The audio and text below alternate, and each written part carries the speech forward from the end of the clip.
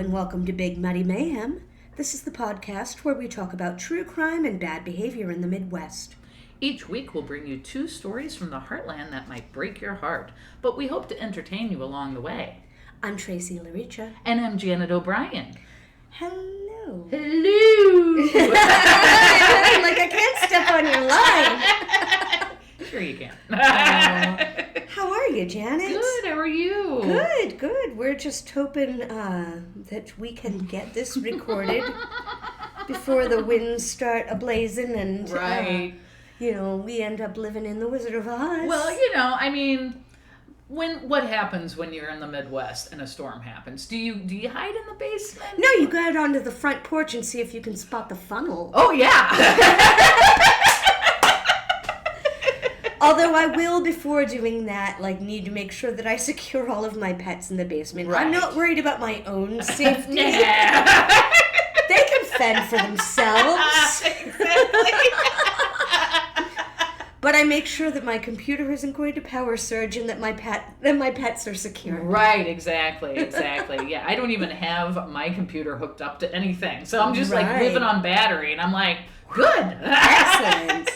All right. So we have 2 stories today. We do have a couple of stories today, and I believe that I go first. Yes, you do. Will you vamp for 20 seconds because I forgot to put my glasses on? Do. This is Janet's home.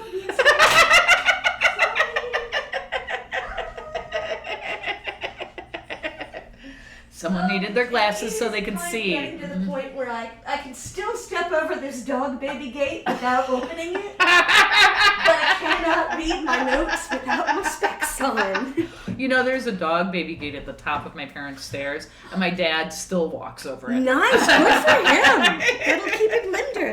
Right. Limber, you go, Papa. Right. All right.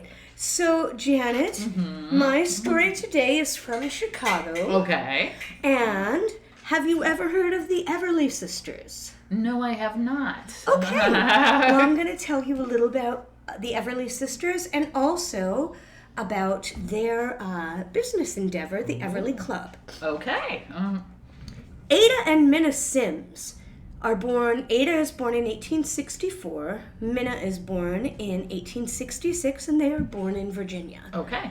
Their early history is a little bit sketchy, and as we will come to learn, the sisters are not reliable narrators.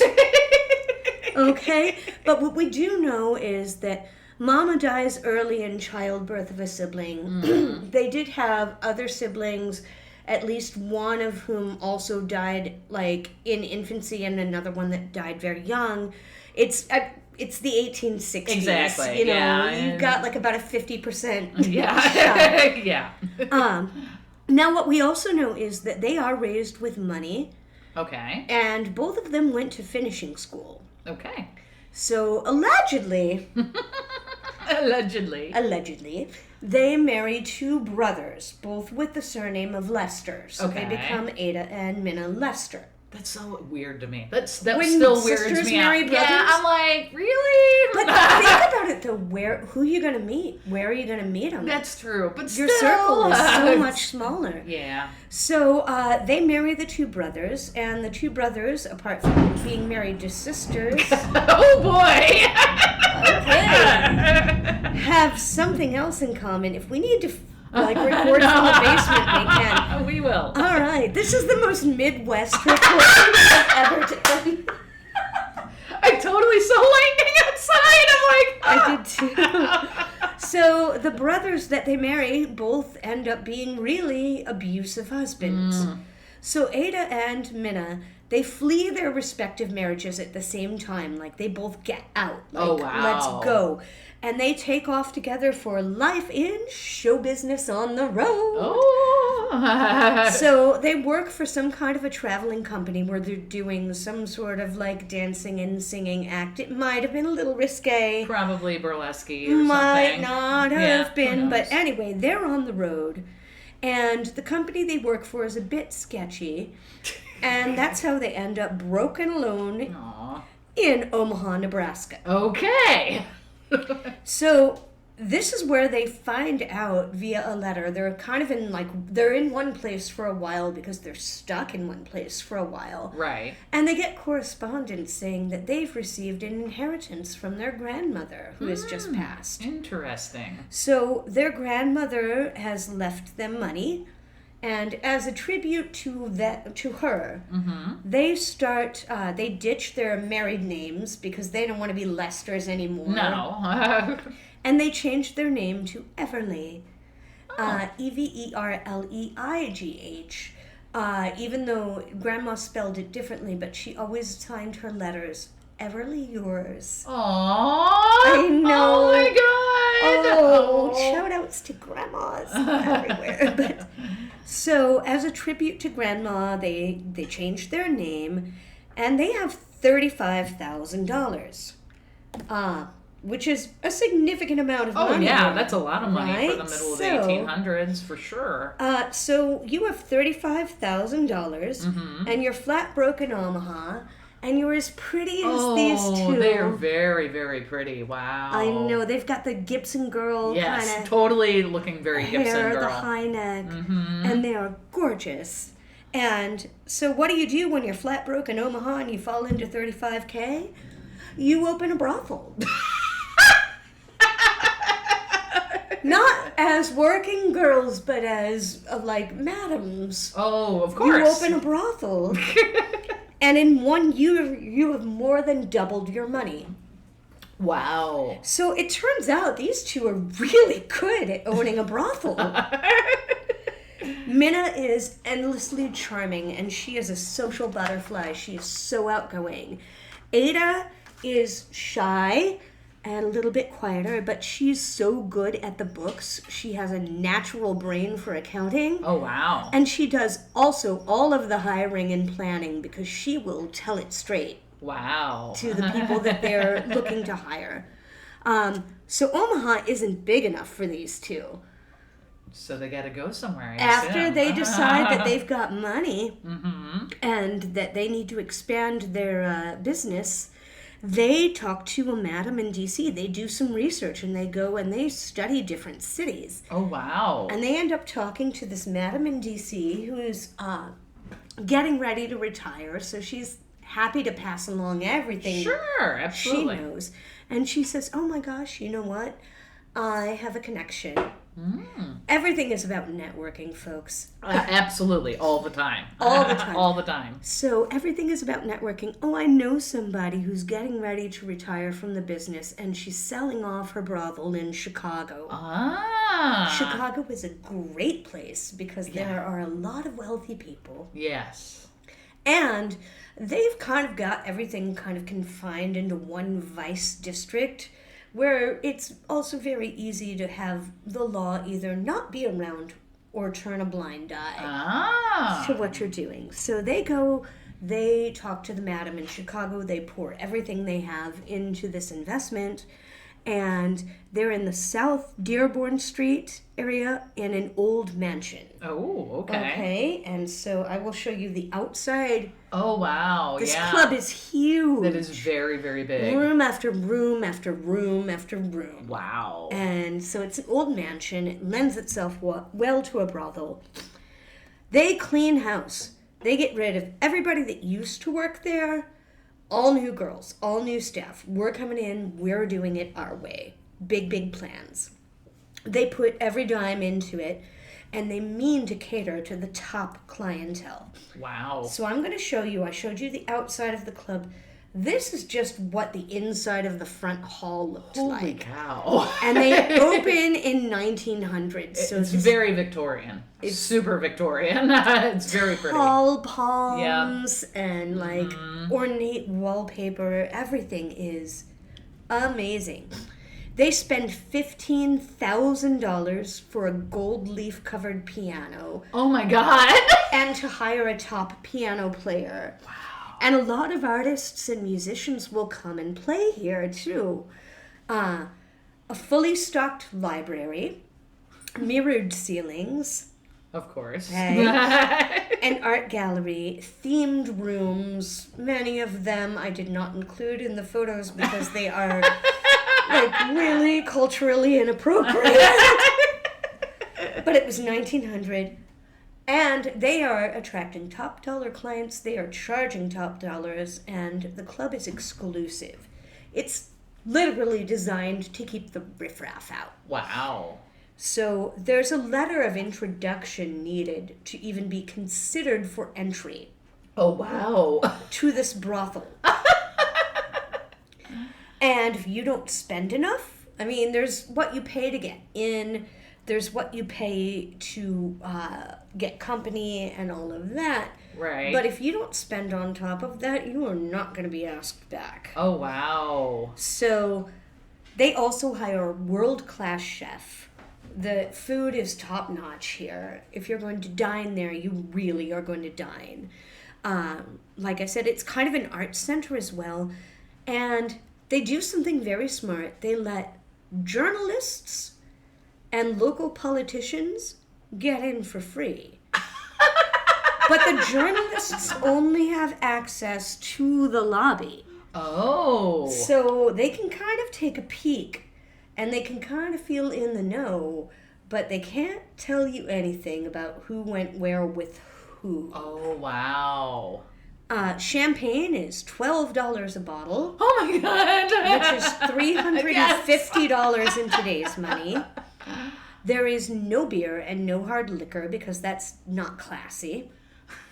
There's no fighting, no tolerance for that. No tolerance for drugs.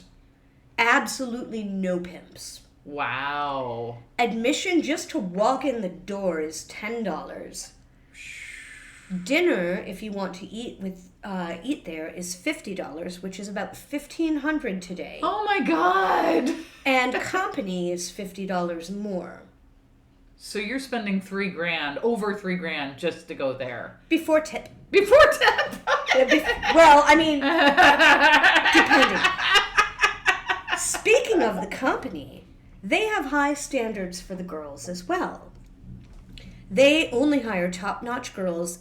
Ada and Minna is the sweetheart and the one that kind of like charms everybody. Ada's the one that does the interviews. Oh. And she says outright, quote, "We don't want any amateurs." So these are experienced women, but they also expect them to be beautiful, of course, and worthy of the clientele, and so they invest in them, and they have a regular doctor that visits. Wow. And gives them STD exams on the regular, kind of like in Deadwood. Right, yeah. And access to birth control. Wow. And just also kind of gives them education, or they give them education so that they can converse with the clients. And they've got tits and wits, you know. They converse well, so they can not bore these men during the lead-up time before you go upstairs. Right. And so, like I said, birth control and STD exams, but they are also allowed to have a little bit of autonomy. And on Sunday nights when the club is closed, if a girl wants to have somebody over to the parlor as her personal guest, he can do so without paying. Oh. And a lot of these girls get married that way. Oh, wow. Right? Right. You know? So they call them the butterflies. The workers are called the butterflies. And again, February 1st, 1900, the club opens. Also, in the old whole no STD, no pregnancy thing, one of the other things that the sisters make sure the girls are trained in is the heretofore not very popular art of oral sex. Oh. And they gain a knowledge for being particularly skilled in that. The girls are trained in music and dance. Breakfast starts at 2 p.m. and then oh my God. Entertainment goes late into the wee hours. The girls are told, listen, again, this is Ada, you've got all night. Better one $50 client than 5 $10 ones. Less wear and tear that way. Wow. Yeah. they are, kind of empowering and, educating these girls, but also being very picky about who it is that they're choosing. It's a roaring success. Lots of people are turned away, both for jobs and as clientele, but the cream of the crop in Chicago were all showing up there. And it's the only brothel where people brag about going there as opposed to hiding the fact that they're going there. Right. So clientele, it's like having a like an Amex Black card. Right. Absolutely. It's a status symbol. So gentlemen are known to remark to one another like, "Oh, well, I'm going out tonight to get Everliegh," when they go to the Everliegh Club. Oh my God. And that is where we get the phrase "getting laid."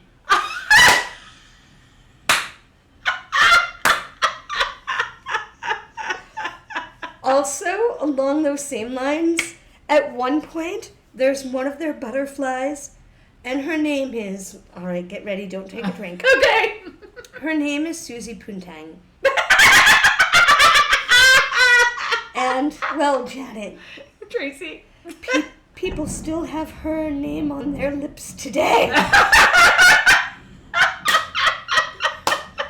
She ends up, there's a guy that has heard of her and really wants to meet with her, but he won't come to the club, so they arrange with another madam for somebody to safely take her to go and meet with him elsewhere. And yeah, he married her. Oh, wow.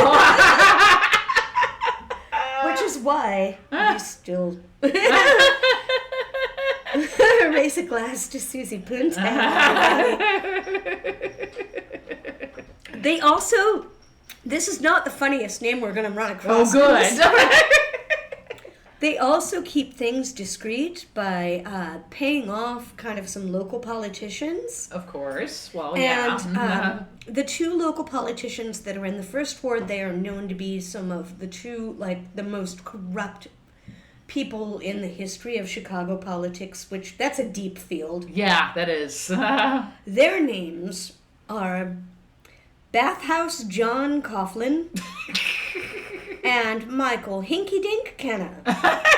Here's a picture of Hinky Dink and Bathhouse John. Yep, They look exactly like you are picturing. Yep. Also, letting the reporters in for free helps. Not much ends up in the papers because, you don't want to burn your bridges there. But a couple of notable moments. At one point in time, they entertain a bunch of famous people. Al Capone is said to have visited there because it's a bar in Chicago, so of course he did. Right. They entertain Prince Henry of Prussia and his entourage. Oh, wow. Because this is classy. So if you're going to the States, you're going to the Everliegh Club. You're not going to a house of ill repute. Right. The butterflies dress up. Minna and Ada liked to have them do these strange reflections of Greek art. Oh, okay. So they dress up in fawn costumes and with their teeth rip the shreds out of a bull, and it's supposed to be something that's a reflection on the killing of the son of Dionysus. Oh my God. Anyway, they perform a dance dressed up like fawns, and one of the butterflies kicks her foot so hard. You ever move your foot so fast or so hard that your shoe flies off? Yes. Okay. Well, that's what happens. Her slipper flies off her foot, and it knocks over a wine glass at the table of the prince and his entourage. Oh no! To save her from embarrassment, one of the guys at the table, one of the prince's entourage, picks up the shoe and immediately sips the champagne out of it so that it's dry. And everybody's yeah, that's real chivalry. So then all of the guys end up pouring champagne into the shoes of the dancers and taking God! And that is where we get the tradition of people sipping champagne from a shoe, which I think is gross. It is gross. But apparently it is a thing. And Wow. it's Chicago. These people drink Malort. So this becomes tradition. Also in 1905, Marshall Field Jr. is shot and killed. He's the son of the department store Of Marshall magnate. Fields. Mm-hmm. Mm-hmm. Story goes he was cleaning his gun. Uh-huh.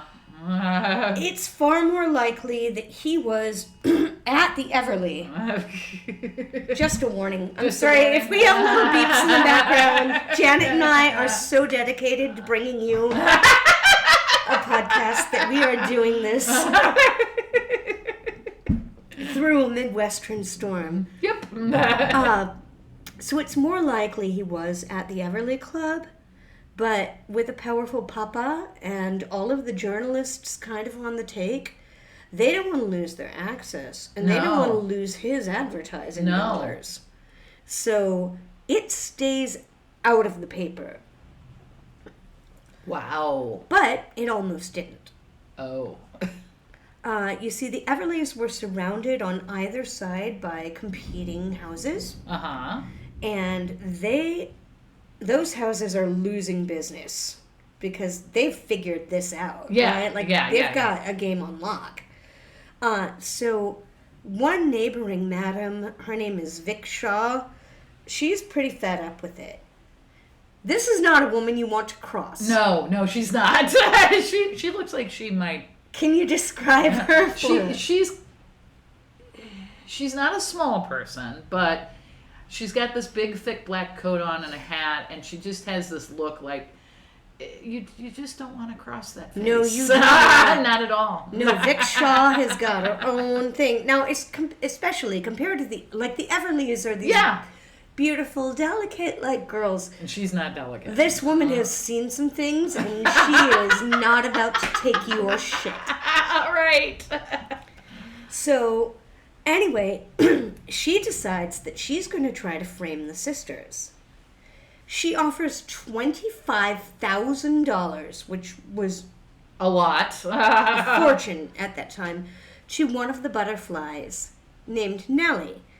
And she says, look, all you need to do is just lie to the cops and say that Minna is the one that shot and killed Marshall Jr. Oh, my God. Because if that pays off, they go away. Right. She's, She can make a hero. more money. Right. Minna somehow gets word of this, and so that foils the plot. And the sisters forgive Nellie and continue to employ her there. Wow. I know. Wow. I know. Well, they're like, anybody that's good at this job is going to have to be a bit of a liar and a touch of thief, is what they say. So they, a few years later, find out she's more than a touch of thief and she's been embezzling money. Uh-oh. This time they fire her. Right. So not too long after Nellie is fired, her body is discovered in the Ohio River. Oh, no. It is classified as a suicide. Mm-hmm. But don't worry, there was a note.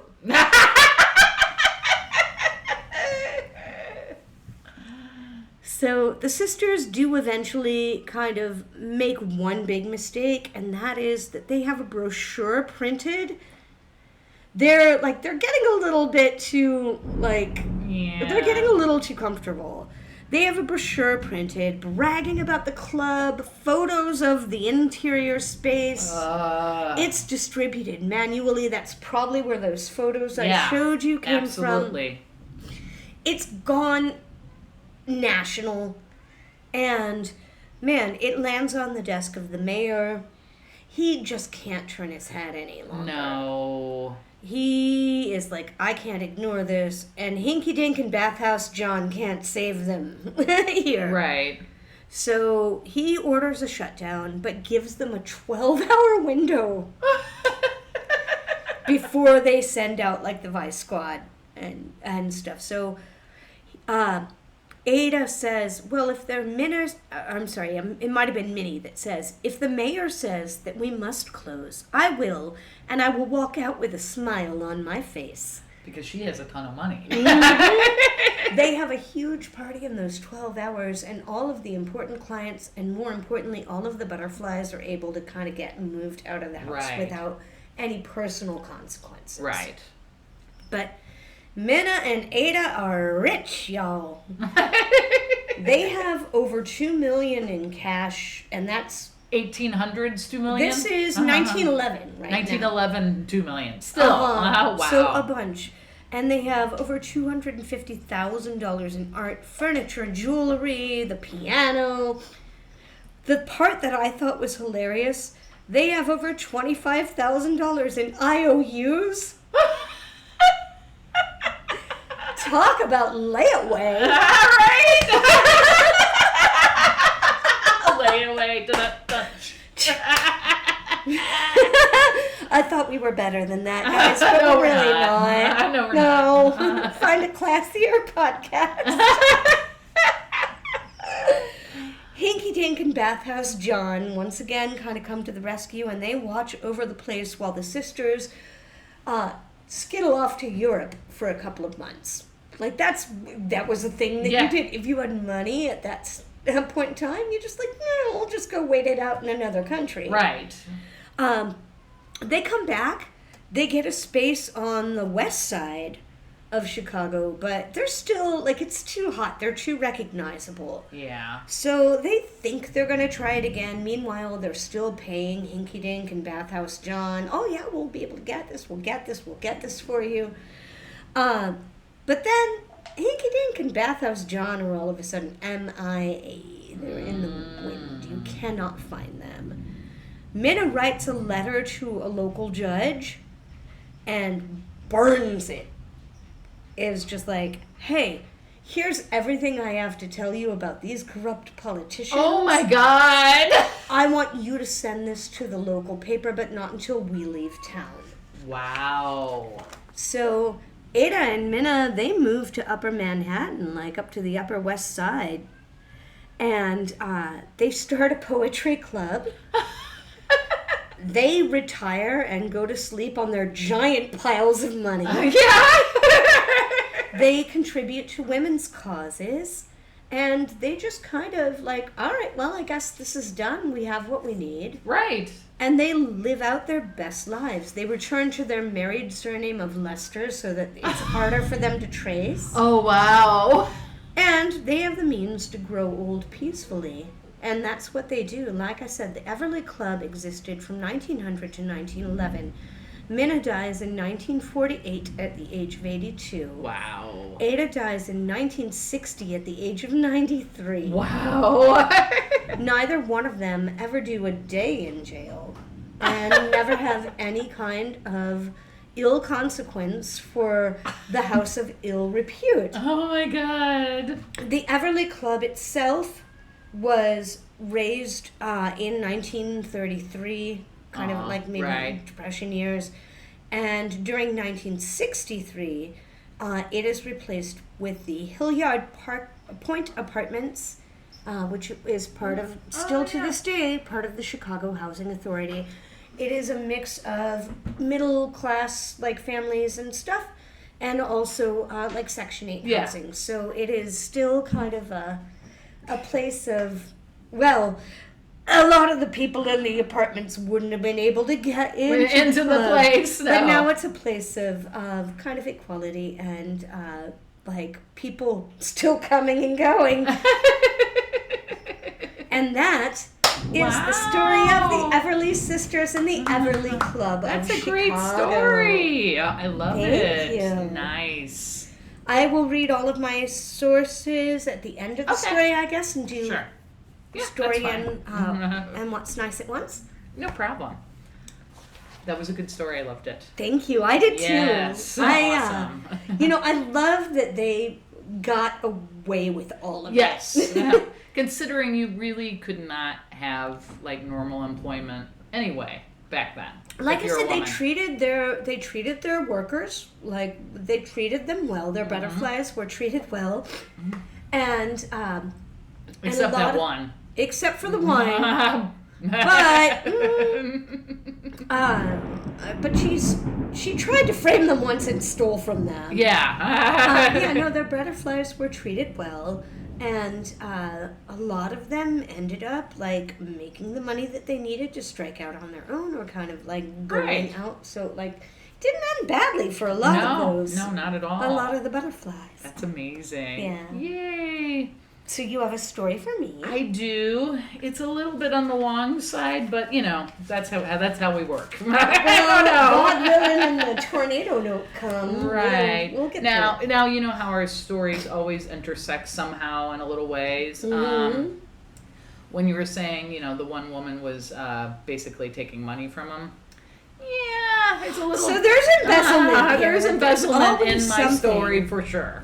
Quit visiting me in my dreams. And there is a bypass in Chicago. So, you know. Have you heard of John Robinson? That is a very, very common name. It is a very common name. I don't know of a particular one, but no. Okay, so John Robinson, he was born December 27th, 1943 in Cicero, Illinois. Oh, Cicero. We don't stay there, but you know. Lipschitz. He was the third of 5 children to Henry and Alberta Robinson. 6. Oh no, one more. Man, she could have popped out one more. We'd have had a good joke there. Okay. Apparently, the father was an abusive alcoholic, and the mother was a strict disciplinarian. Oh.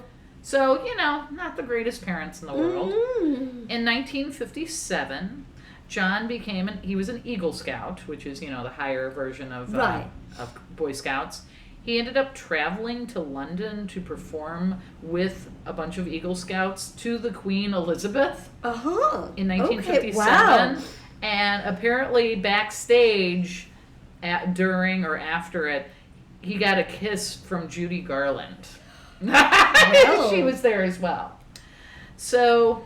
What year is it? This is 1957. Okay, I think so she's older by now. Well, I mean, wasn't she? The coordination was in the 50s. Oh, wow, okay. Right? No, the coordination. Because I'm trying to think, she was young when she first got started. Oh, yeah, very young. He enrolled into Quigley Prep Seminary private school for aspiring priests. I was going to say Quigley Prep Seminary sounds like a school for boys that want to get beat up. Yeah. He dropped out a year later for disciplinary issues. Apparently he had poor grades, he was failing, and he kept getting into fights with the other students. And he used the wrong salad fork. And he was in detention a lot. Okay. He ended up, from there, he ended up going to Morton Junior College, which is in Cicero, to become a radiographer, but he dropped out after 2 years. In 1964, he moved to Kansas City, and he married Nancy Jo Lynch. Okay. They had 4 children. They had John Jr. in 1965, Kimberly in 1967, and twins Christopher and Christine in 1971. Okay. They have children. 1969. This is where things start to go a little wrong. 1969, he's arrested in Kansas City for embezzling $33,000 from a medical practice of Dr. Wallace Graham, where he worked as a radiographer using forged credentials. So he got arrested for that. He was sentenced to just 3 years probation. So he's not even put in jail. It's just probation. All right. Within a year of his probation, he decides he's going to move to Chicago. Hey! Because you can get away with anything. But doesn't tell or let the probation officer know. He ends up getting a job as an insurance salesman at R.B. Jones Company. In 1971, he's arrested again for embezzling funds and ordered back to Kansas City, where his probation was just extended. So again, still no jail time. Right. You you left. Oh no, just come back. Just stay here. Whenever it's convenient for you. 1975, his probation gets extended again because he was arrested again on security fraud and mail fraud in connection to a fake medical consulting company he had formed. Mail fraud is like tax evasion, man. If you want to try to get away with something, those are the two things you do not do. Do not do that. Also, I have finally just come down from Christopher and Christine as the twins was giving me Mommy Dearest vibes, and I'm like, okay, no, those aren't those kids. It's not those kids. So, yeah, again, just more extended probation. He ends up becoming a scoutmaster. He becomes a baseball coach and a Sunday school teacher. In 1977, he is named on the board of directors of a local charitable organization. So he ends up getting on a board, charitable organization board. This is not going to go well. No. He ends up forging letters from its executive director to the mayor of Kansas City, naming him the organization's Man of the Year. Wow. He hosts a luncheon in his honor. What do they have? I don't know. I don't know. He somehow doesn't get arrested for that. He ends up completing his probation in 1979. But then, I don't know. I don't know. Yeah, I reading this. I'm like, the guy keeps doing the same thing, and they're not really doing anything. This is kind of like, just some people are so, I believe that there are some people out there that are so charismatic. Yeah, I think this is that guy. I really do. He's just got riz, as the kids would say. Now, finally, he gets arrested again for embezzlement. Okay. And check forgery, and he actually serves 60 days in jail in 1982. That'll teach him. Right. After he's released from jail, he decides he's going to create... They threw him a pizza party. He ends up creating basically a fake business of hydroponics. I don't know what hydroponics are. Hydroponics are when you grow plants through water. Right. So, like, you can use it for tomatoes or things that I've never heard about. But tomatoes or basil and whatnot. But yeah, it's when you grow plants not in soil, but just in water. Anybody that... Who among us did not have an arrow farm? So he creates this fake business, and then he steals. This is horrible. He steals $25,000 from a friend who invests in his business, so his friend could get a fast return to help pay for his dying wife's medical care. Oh no! Oh my gosh! That's horrible. Is that just what? That's awful. So that's where we start to get into the really bad stuff. That was this is where it gets dark. Yeah. That's just the little. The guy got screwed out of money, and he's trying to have money for his wife, and it gets screwed out of $25,000. Oh. Yeah. So that's in 1982. I think that's when it happened. Oh gosh. 1984. He formed two more fraudulent shell companies. One was a management consulting firm called Equi2. I don't know what the name of the other one is. A woman by the name of Paula Guline Godfrey, just Paula Godfrey. She's 19 years old, and she's hired to work as a sales rep for this company. Because he basically just puts ads in a paper in Kansas City. She wanted to pursue a business career. She was told that her and a group of other women would be getting flown to San Antonio, Texas to enroll in a clerical skills course. I feel like I've heard her name. So this is so funny because I watched a video on this, and I also read, and I have two different dates, either August 24th or September 1st of 1984, one of those days. Sure, but it was 1984. Yeah. Right. He goes to pick her up from her home in Overland Park, Kansas, which is one of that town that's right outside of Kansas essentially City. Kansas City. Yeah. and the parents never hear from her again. They end up receiving some hand-typed letters with her signature at the bottom, saying that she never wants to see her family again. So the investigation is terminated since she was over 17, and the evidence shows no wrongdoing. I think I have heard her name. Oh, gosh. So, January of 1985, Lisa Stassi, she's also 19 years old, and her 4-month-old daughter, Tiffany, were at the Hope House, a shelter for homeless women in Kansas City. She told her relatives that she joined an outreach program to assist young mothers. He ends up telling her that she would receive free room and board while she studied for her GED. So he's a part of this outreach program. Promised that she would have a job and in a good living situation in Chicago in exchange for signing several blank sheets of stationery. If you meet a guy and they're like, here's some blank letters, could you just write your name at the bottom of all these? That's a deal breaker, ladies. That's a deal breaker. Don't, just leave. Just leave immediately. Here, could you also put your thumbprint right here on the back? I know it looks like a check, but baby, I love you. Mm-hmm.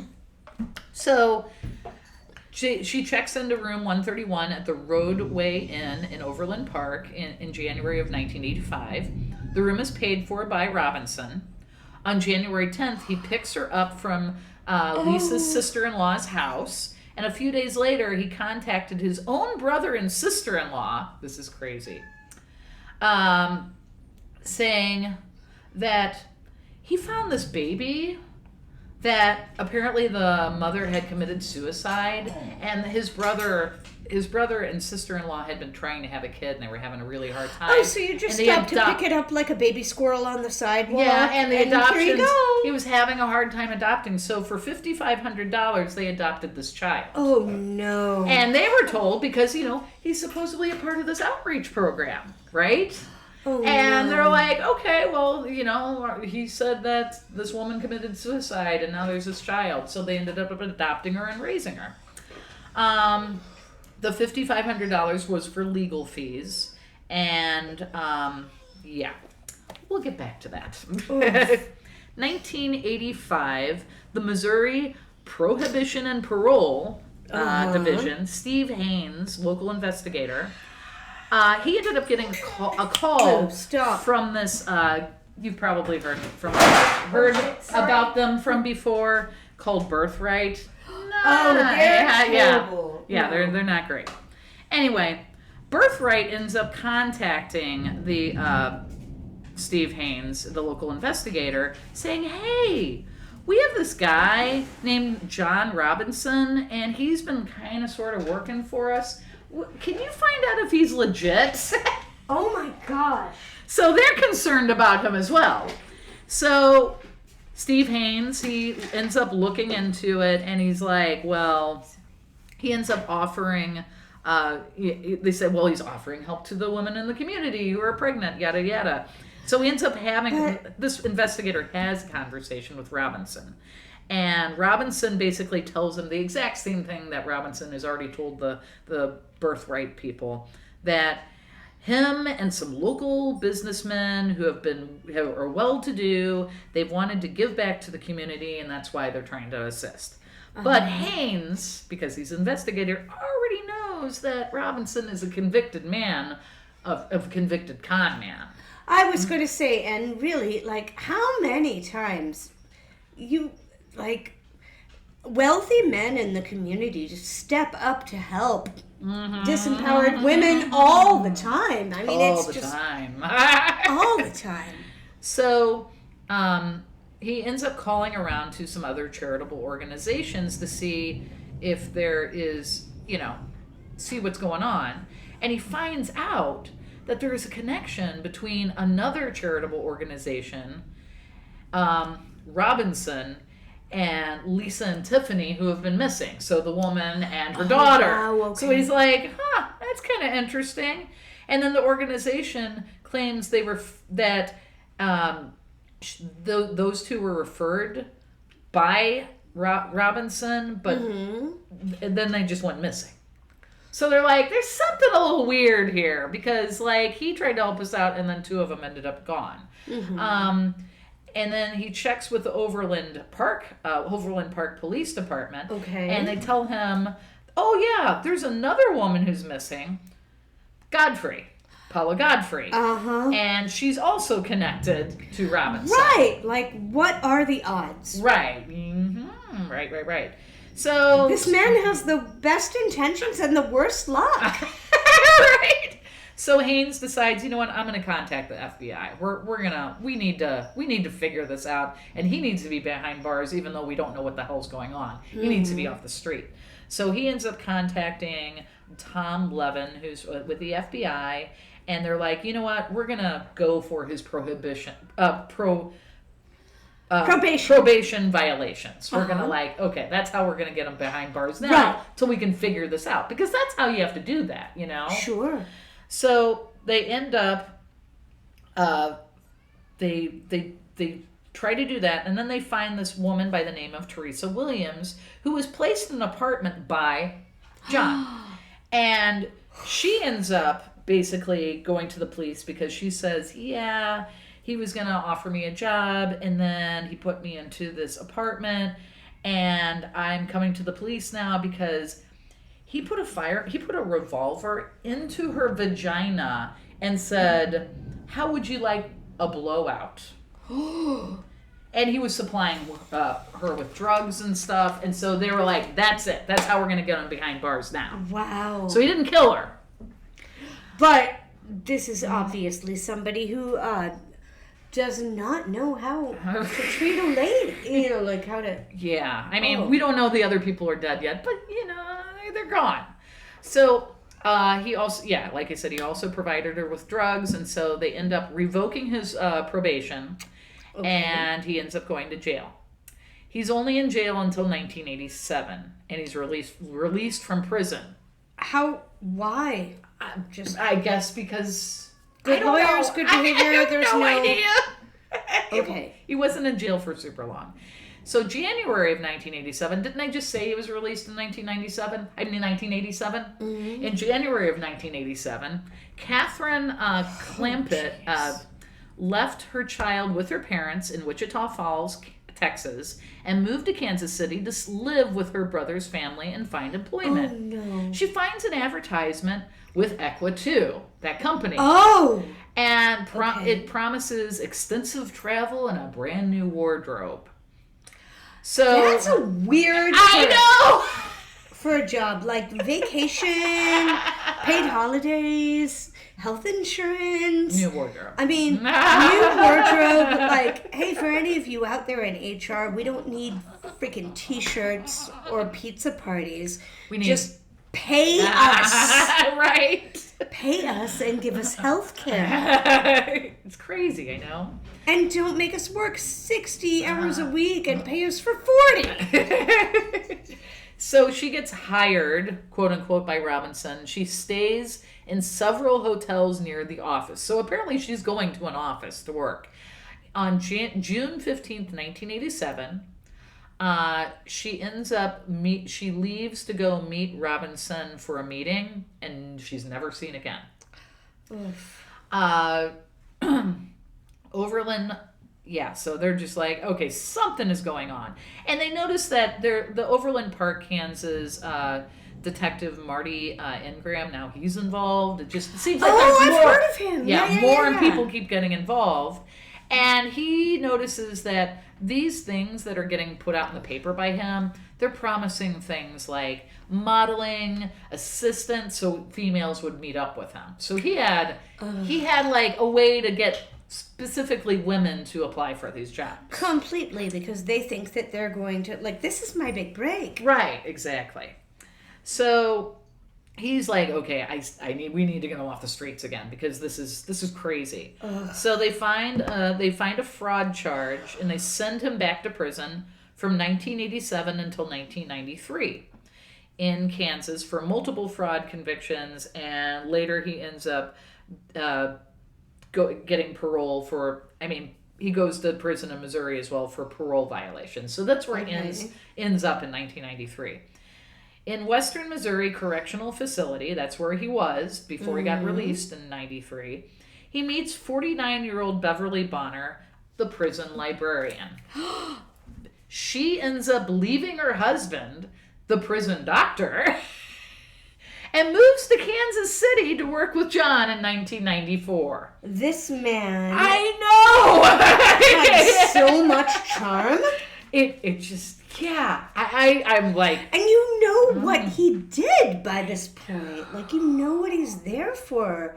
And oh my gosh. And yet you are still just like, oh, right. Okay, well, hi. Oh, but he reads such deep and interesting books. Oh my God. This is how literature majors get slayed, you all. Like, oh, girls. I have to find a picture of him because you'll be like, I'm sorry, wait, what?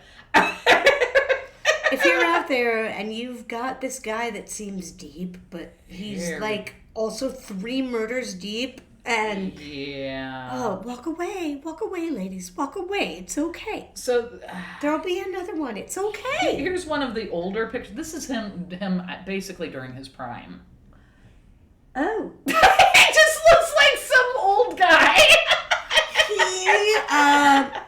He looks like the day shift manager at an Italian restaurant.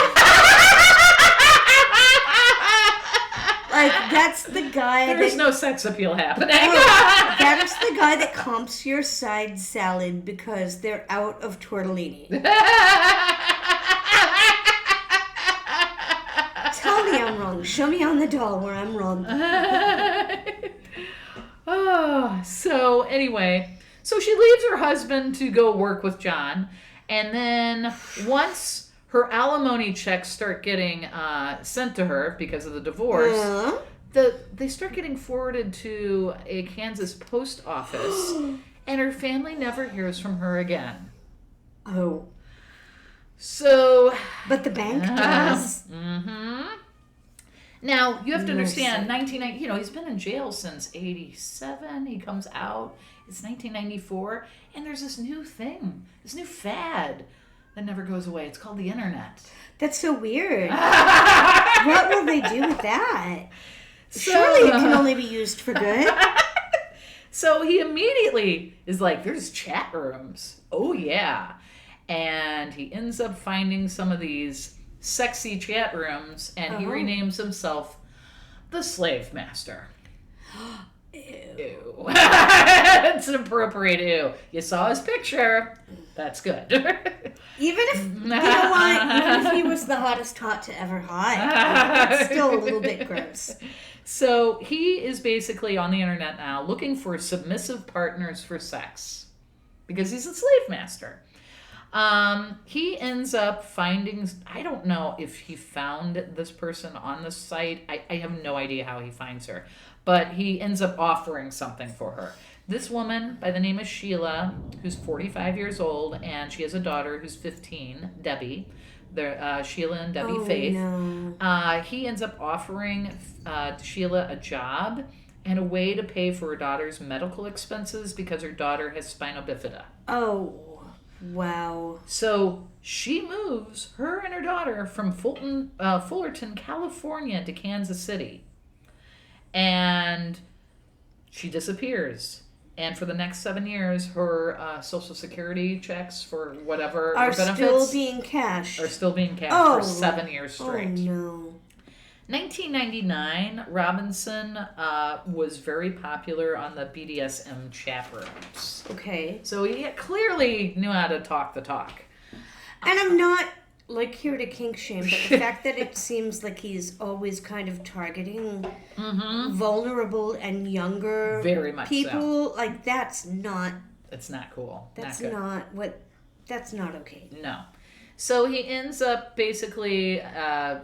he finds this other woman by the name of Isabella Lewicka, LewickA,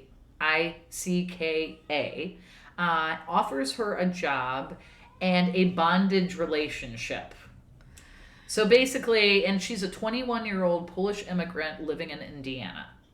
She ends up moving to Kansas City, was given an engagement ring, even though he was still married.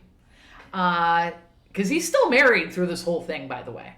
They end up paying for a marriage license, but it never gets picked up. Right. And then she tells her parents that she did get married, but she never tells her parents the person's name. She signs Well, that's the sign of a healthy marriage. When you won't tell your parents who you're married to. Yeah. She ends up signing a 115-item slave contract. In 1999, she disappears. Basically,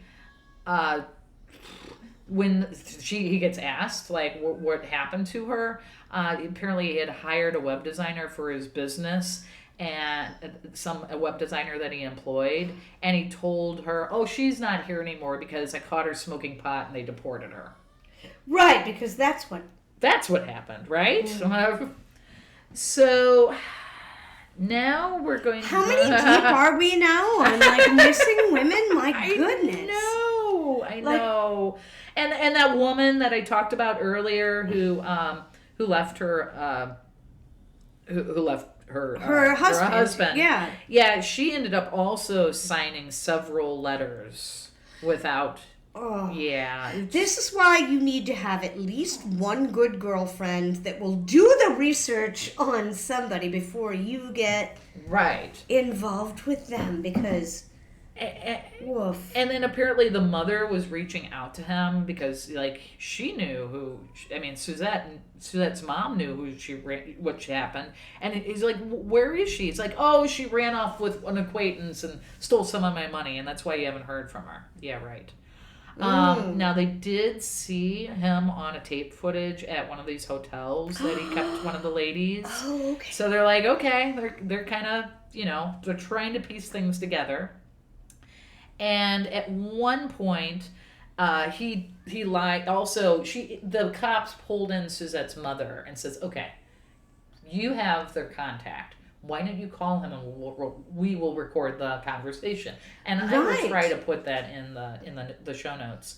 But basically, the phone conversation is like, you can tell he's trying to make stuff up. It's like, oh, well, she's on a year-long boat trip with one of my super rich friends, and they're traveling around the world, and that's why you haven't heard from her. Oh, I heard from... Yeah, I know! It's just like...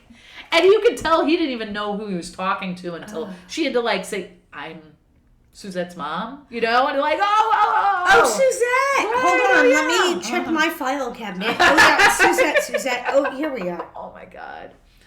So, March 29th in 2000, Lynn County, Kansas, they're like, okay, we got to figure this out. We're going to start tailing him. We're going to surveillance him. We've got to figure out what is going on because there's too many people disappearing. That are connected to the same person. So they start following him for like a couple of days, and then they end up like driving out in the middle of Kansas nowhere. Like this is 2000, so it's like cell phone reception isn't, when you're out in the middle of nowhere, you literally have no reception. Their radios aren't even working with each other. They're like, we were driving around trying to find each other. Like, oh, there you are. Like they're not in actual cop cars, but they're like, and they end up following him to this 18-acre piece of land with a single trailer home on it. Okay. Now, he lives in Olathe still, but, like, it's just his house. He clearly is doing other things. He's got so he's got a kill shed. Yeah, so they're like, okay. And so they see it, and they're like, okay, we need to get a search warrant for that and his property. And then... They end up getting one of the sheriffs to basically dig through his trash. It's one of those things where you grab the trash when he's gone and you replace it with fake trash. That way he doesn't know that you're going through his trash. Because they're like, we got to get something. I mean, there's got to be some receipts or something. We got to be able to pin him. That's actually clever because somebody might go through your garbage, but what are the odds that you're going to go through your own garbage to make sure it's still... Well, no. The cops are going through his garbage. Right, but then... They swap it out. But, like, what are the odds that he's going to go back and be like, wait, is this still my No, garbage? not at all. Isn't that smart? I never thought of that. I knew that cops went through people's garbage. But that's apparently how you do it. Right.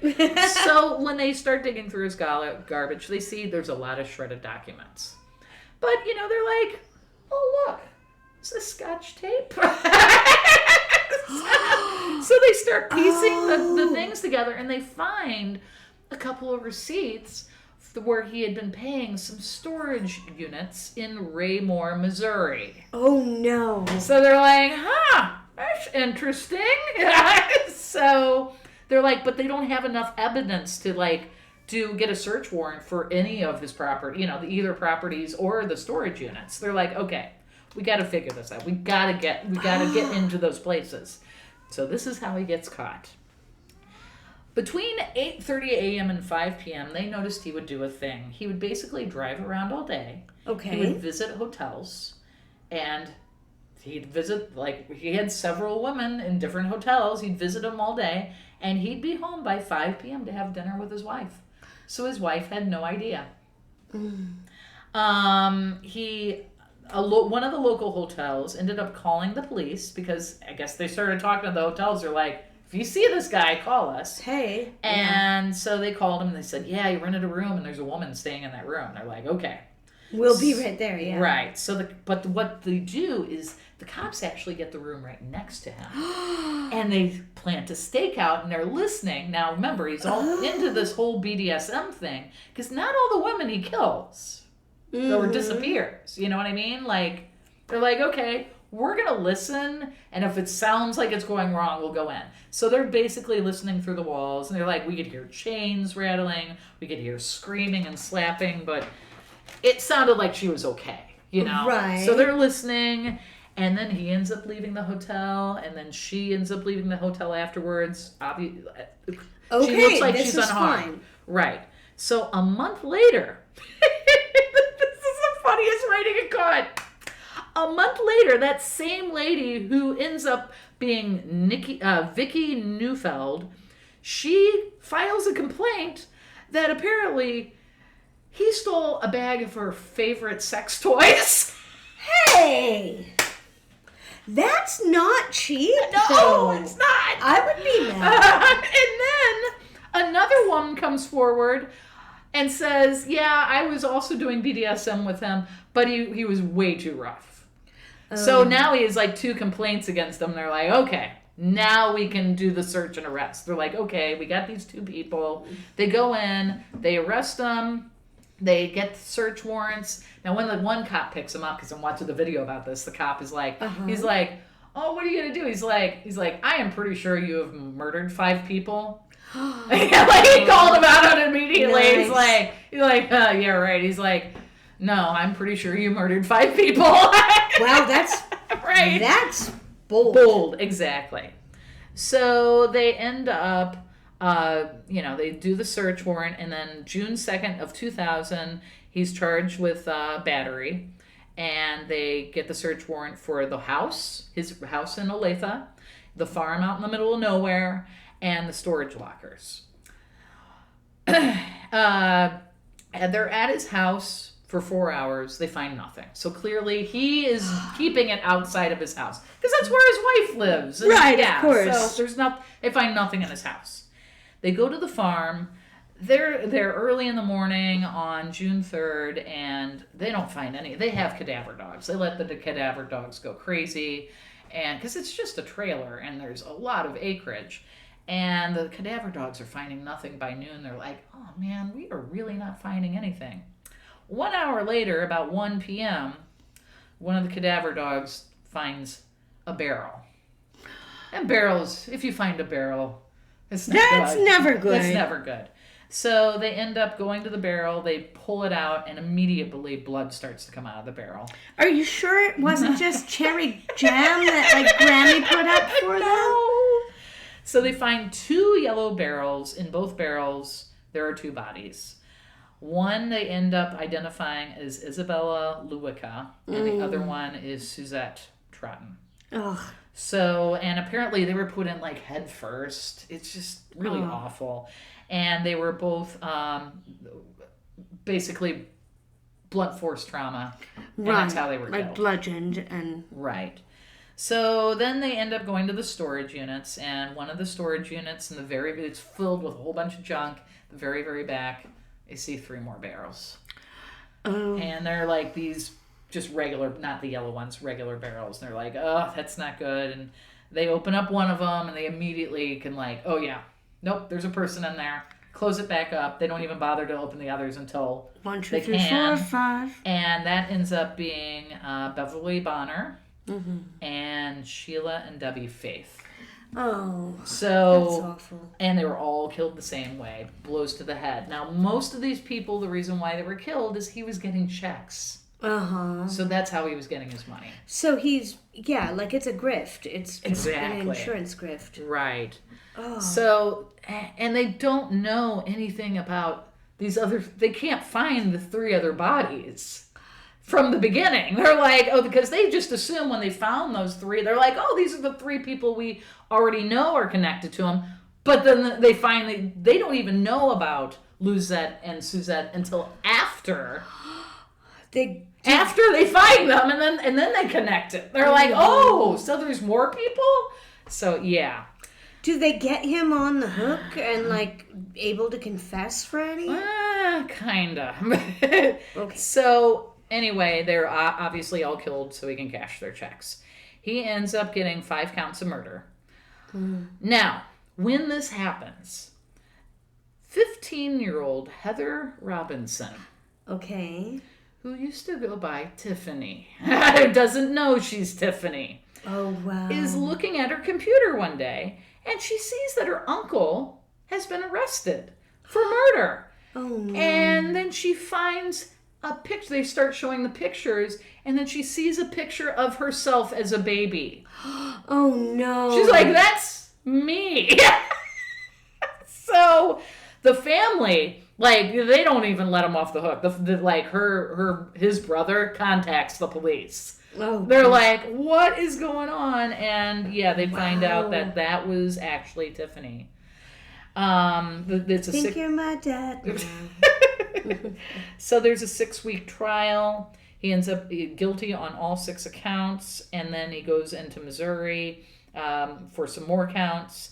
He is basically currently still on death row as we speak in the state of Kansas. Oof. In 2005, Nancy Robinson finally files for divorce. Well, on what grounds? And then in 2006, Heather Robinson, Tiffany, she ends up filing a civil suit against the Truman Medical Center. And in 2007, an undisclosed settlement is given to her. Oh my gosh. So, yeah. So that is like, what? How? I know. Like I said, he must have been so charming, but also, I know. How do you get away with that much? Forever and ever. And the video I was watching, they didn't even connect. They thought the video was older, and they still assumed that Tiffany was dead. And this has been up, like, they didn't find out till much later. That she was still... And they did DNA tests, and it's like, oh yeah, that's totally her. Oh my gosh. Isn't that crazy? That is. It took me forever to find a story, because I was really wanting, basically a con artist, and I found a really good one. That's a great one. So that's my story. Oh my gosh. Well, I'm going to take Janet out back and marry her off to 5 different people, and then we'll talk about where we're going to put our brothel. And we'll be right back for What's Nice. We'll be back for What's Nice. I love this. If you enjoy getting muddy with us, here's some ways that you can help support the podcast. Please email us at bigmuddymayhem@gmail.com. We really appreciate those of you that have sent in episode suggestions. We have gotten to a few of those. I promise that we're going to get to a few more. We really have the very best time doing this for you every week, and it warms my heart, and I can speak for Janet too, that you tune in every week and listen with us. Something else that you can do is just tell a friend, tell one friend, tell 2 friends. And of course, a good review will also help us reach new listeners. If you're listening on YouTube, please leave a comment in the comments section. You can also join our Facebook group where we discuss the episodes, and we can also hear your suggestions. And again, just tell your friends. And let's get back to what's nice. Welcome back. Welcome back. And we're back for what's nice here. Yay. All right. Janet, I found something kind of in the spirit of Minna and Ada. Okay.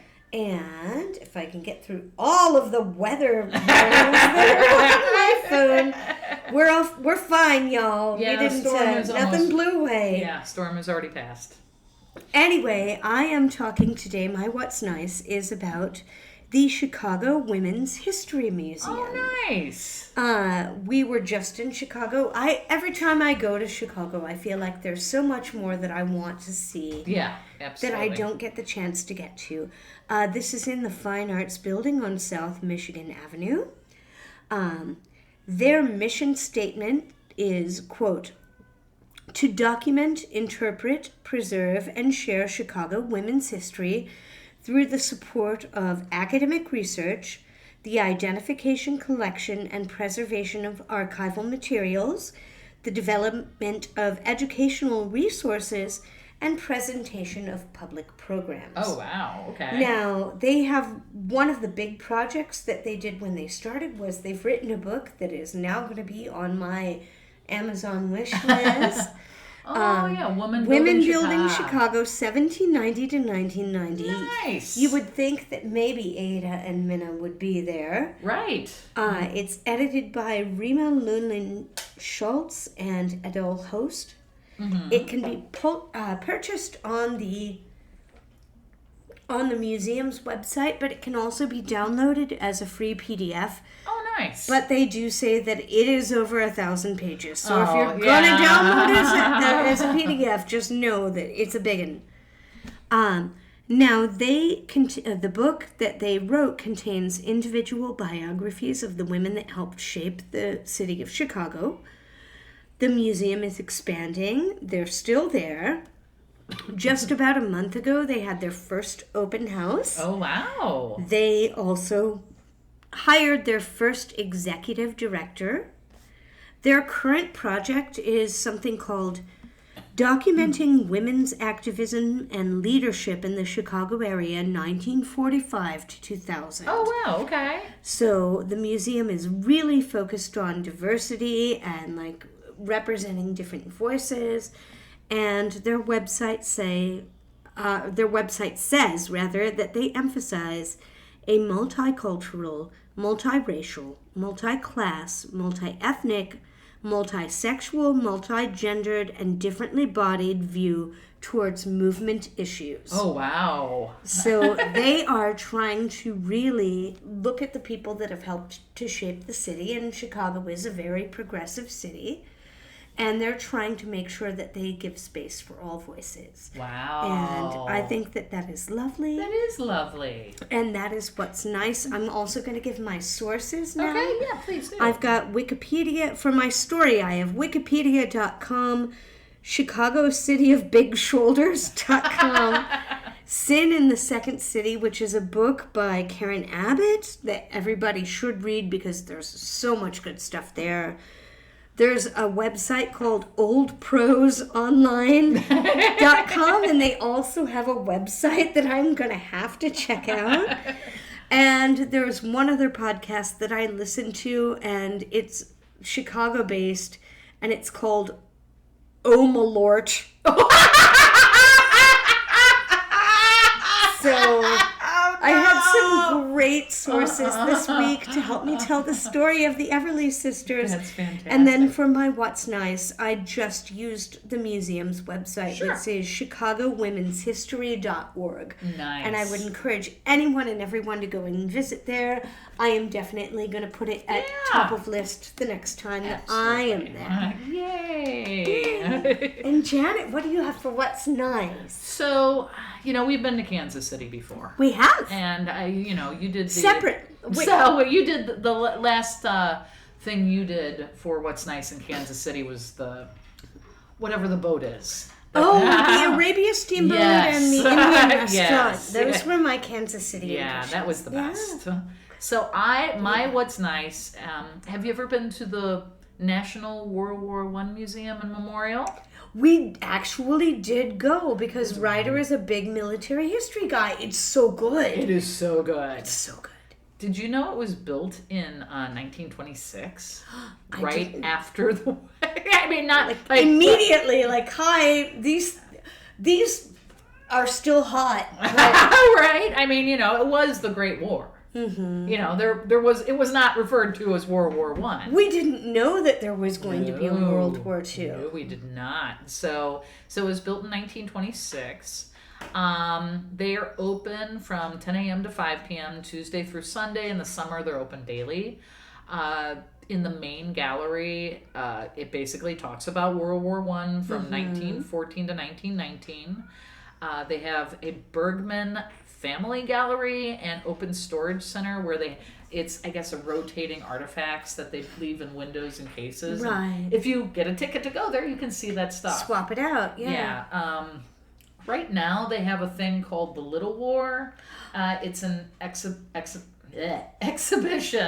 It's explore the lives of children swept up by the storms of World War I while the adults were fighting. Oh. So, yeah, that sounds groovy. And sad. not at all like what's going on in the world today. Right. They do have hands-on history. It's basically family-friendly program for all ages to handle the Great War artifacts. Mm-hmm. There's lots of education and collections and exhibits. You've seen those little tanks that they have there. It's it looks like one person barely can fit in one. Like little clown cars, I know. basically. Yeah. So it's a big museum. You could spend all day there. Mm-hmm. I have, and then there's a tower you can go up in and basically see Kansas City. It's a neat place. It is very interesting. And, normally the World War II Museum in New Orleans is the one that kind of changed my mind about that, in that I don't mind history museums, but you and I have talked about this. I'm into social history, not military history.